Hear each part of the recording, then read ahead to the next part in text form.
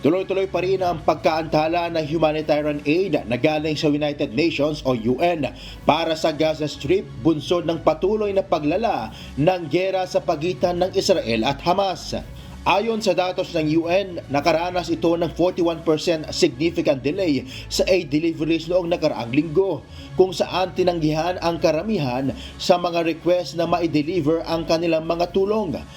Matagal na nagrereklamo ang UN sa mga hadlang sa pagdadala at pamamahagi ng tulong sa buong Gaza. Lalo pa itong nahirapan sa pagpapadala ng tulong nang mayroong mga namatay na World Central Kitchen Aid workers matapos ang Israeli airstrike noong April 1. Tinatayang nasa 2.3 milyon na residente ang naapektuhan ng giyera at patuloy na lumalala ang kagutuman sa lugar. Sinabi rin ng UN na ang problema ay hindi lang tungkol sa pagkain dahil naging mas komplikado na ito kaysa simpleng pagdadala ng mga food supply. Mahalaga aniya ang tubig, sanitation at kalusugan upang mapigilan ang taggutom.